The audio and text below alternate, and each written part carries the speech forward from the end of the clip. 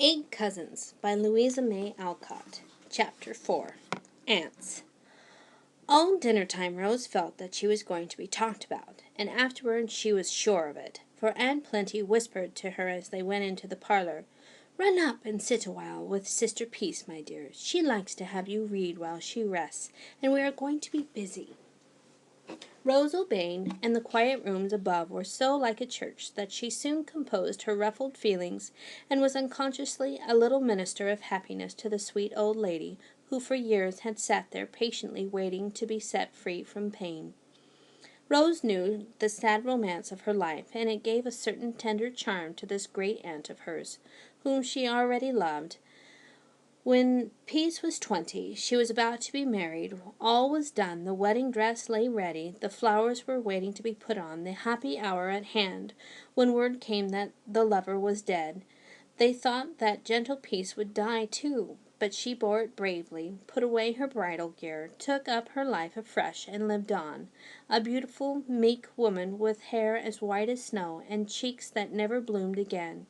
She wore no black, but soft pale colors, as if always ready for the marriage that had never come.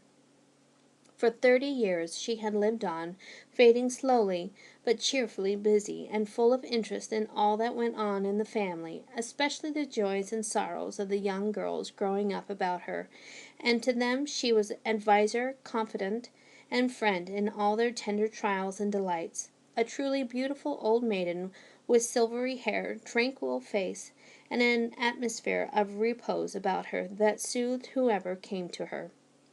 Aunt Plenty was utterly dissimilar, being a stout, brisk old lady with sharp eye, a lively tongue, and a face like a winter apple. Always trotting and chatting and bustling, she was a regular Martha, cumbered with the cares of this world and quite happy in them.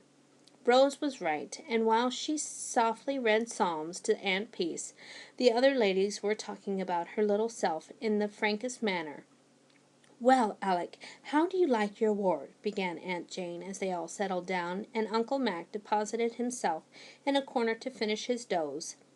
"I should like her better if I could have begun at the beginning, and so got a fair start.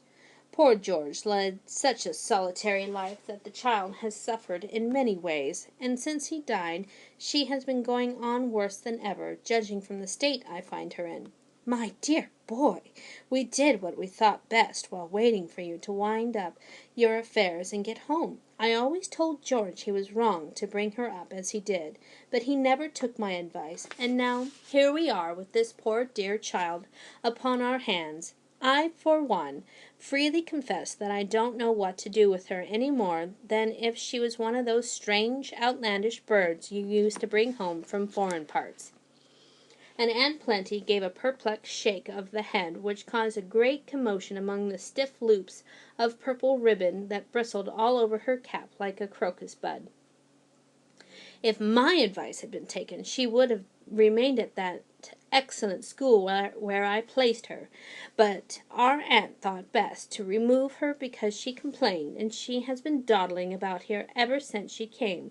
A most ruinous state of things for a morbid, spoilt girl like Rose," said Mrs. Jane severely.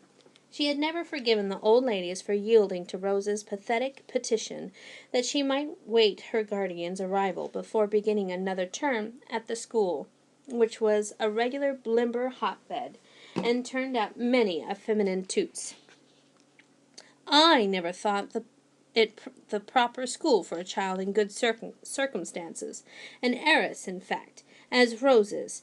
It is all very well for girls who are to get their own living by teaching and that sort of thing, but all she needs is a year or two at a fashionable finishing school, so that at 18 she can come out with eclat," put in Aunt Clara, who had been a beauty and a belle and was still a handsome woman. "Dear, dear, how short-sighted you all are to be discussing education and plans for the future, when this unhappy child is so plainly marked for the tomb," sighed Aunt Myra, with a lugubrious sniff and a solemn wag of the funeral bonnet which she refused to remove from being afflicted with a chronic catarrh. Now it is my opinion that the dear thing only wants freedom, rest, and care. There is a look in her eyes that goes to my heart, for it shows that she feels the need of what none of us can give her, a mother," said Aunt Jessie with tears in her own bright eyes, at the thought of her boys being left, as Rose was, to the care of others. Uncle Alec, who had listened silently as each spoke, turned quickly toward the last sister and said, with a decided nod of approval, "You've got it, Jessie, and with you to help me, I hope to make the child feel that she is not quite fatherless and motherless." "I'll do my best, Alec, and I think you will need me, for, wise as you are, you cannot understand a tender, timid little creature like Rose as a woman can," Mrs. Jessie said, smiling back at him with a heart full of motherly goodwill. "I cannot help feeling that I, who have had a daughter of my own, can best bring up a girl, and I am very much surprised that George did not entrust her to me," observed Aunt Myra with an air of melancholy importance, for she was the only one who had given a daughter to the family, and she felt that she had distinguished herself, though ill-natured people said that she had dosed her darling to death. "I never blamed him in the least when I remember the perilous experiments you tried with poor Carrie," began Mrs. Jane in her hard voice. "Jane Campbell, I will not hear a word. My sainted Caroline is a sacred subject," cried Aunt Myra, rising as if to leave the room. Dr. Alec detained her, feeling that he must define his position at once, and maintain it manfully if he hoped to have any success in his new undertaking. "Now, my dear souls, don't let us quarrel and make Rose a bone of contention, though upon my word she is almost a bone, poor little lass.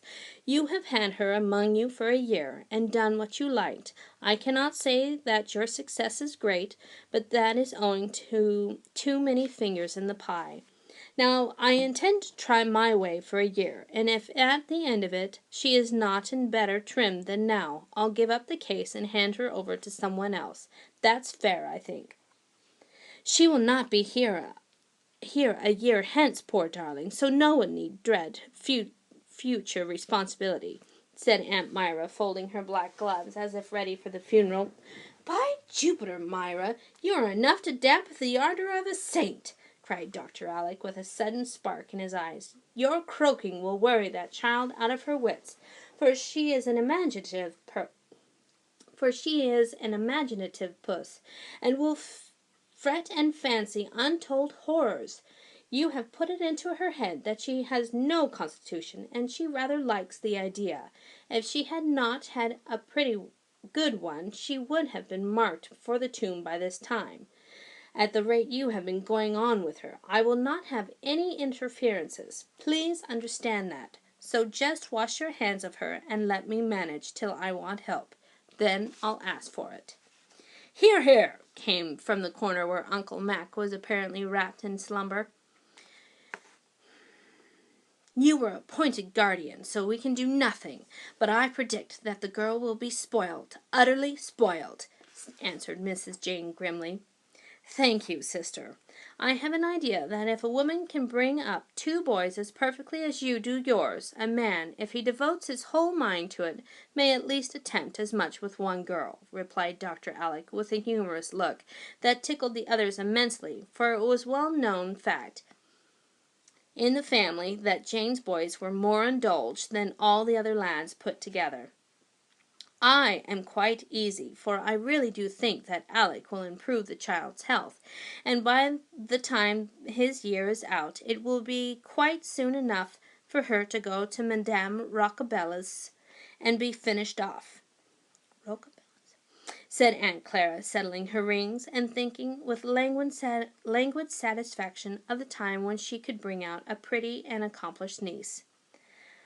"I suppose you will stay here in the old place, unless you think of marrying, and it's high time you did," put in Mrs. Jane, much nettled at her brother's last hit.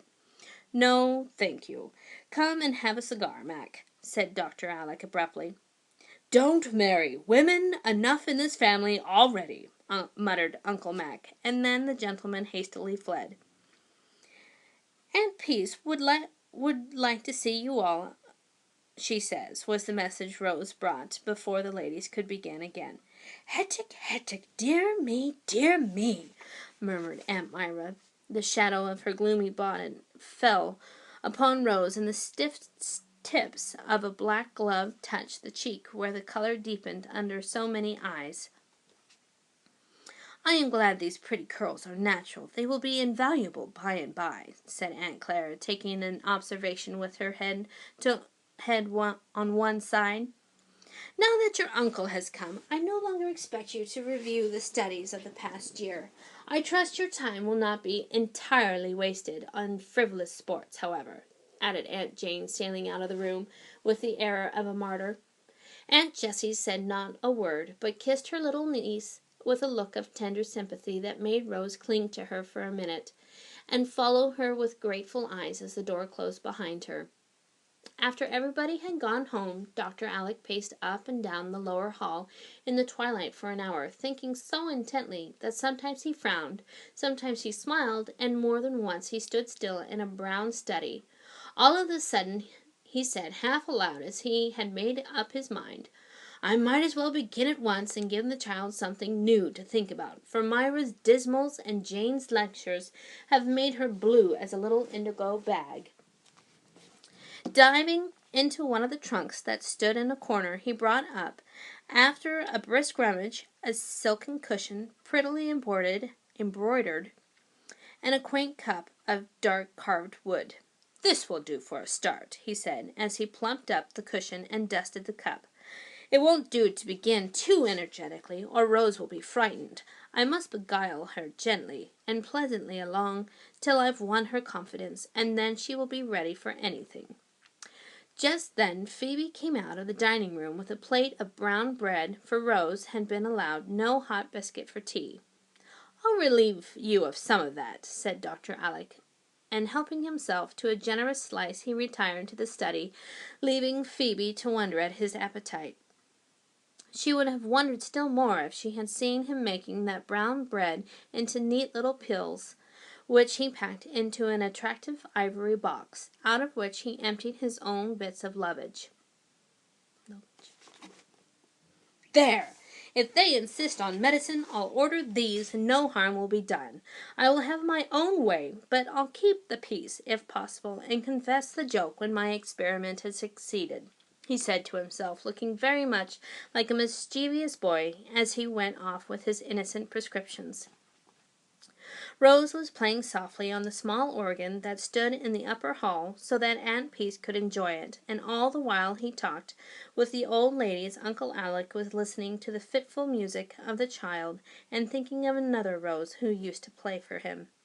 As the clock struck 8, he called out, Time for my girl to be abed, else she won't be up early, and I'm full of jolly plans for tomorrow.